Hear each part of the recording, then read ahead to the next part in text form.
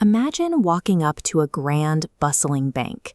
The stone pillars look solid, the brass is polished, and it feels entirely secure. But walk around the side, and you realize the building is just a thin wooden facade propped up by 2x4s on a Hollywood backlot. Scammers do the exact same thing today, but instead of using wood and paint, they build their movie sets using sleek smartphone apps and polished websites. Recently, a fake trading platform called the DSJEX exchange, along with its partner group BG Wealth Sharing, built a digital facade so convincing that it tricked people out of more than $150 million. Fraudsters no longer need to rent a physical office in a high-rise to steal your savings. They just need to code a convincing digital storefront. The trap usually started with an invitation to an exclusive chat group on WhatsApp or Telegram. From there, users were told to download a beautifully designed, highly professional-looking trading app. Inside the app, victims watched their account balances climb by an incredible 1 to 2% every single day. The numbers looked real, and the growth felt entirely consistent. To keep everyone confident, the company's supposed CEO, a man named Professor Stephen Beard, routinely sent out calm, professional video updates and daily trading signals. The combination of a slick app, a supportive community, and a steady CEO created a psychological safety net. It felt so legitimate that people felt comfortable depositing thousands of dollars of their own money. But let's take a look behind the scenery. That reassuring CEO, Professor Beard, he didn't exist. He was actually an AI-generated digital puppet reading from a script. The app itself relied on a simple daily task. Victims were instructed to log in and literally click a button to execute highly complex, high-frequency crypto trades. This diagram shows how that app actually worked. When a user pressed that button, the signal didn't go to the stock market or blockchain.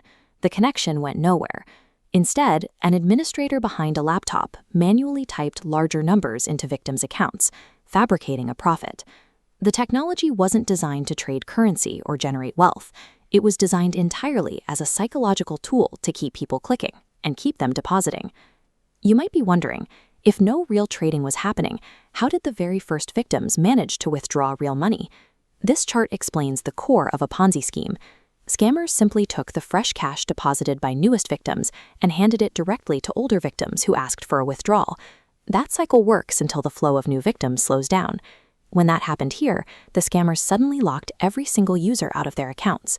Then came the final trick. The scammers sent out a message demanding that victims pay a 12% tax fee to release their frozen funds. Demanding a fee to withdraw your own money is the clearest warning sign you can get.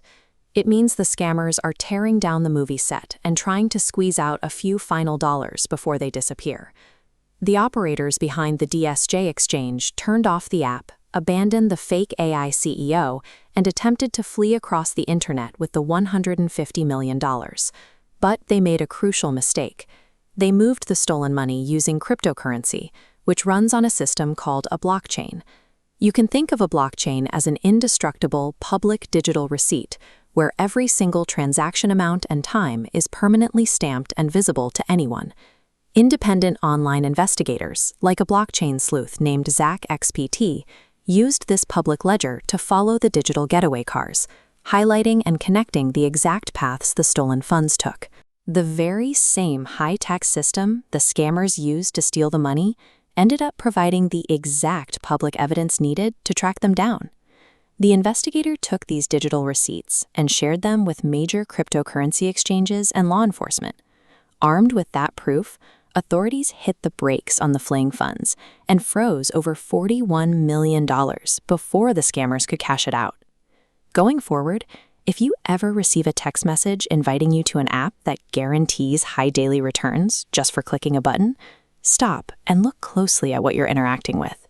No matter how advanced the technology looks, or how professional the CEO sounds, if an investment feels too good to be true, it is not a financial miracle. It is just a very expensive prop.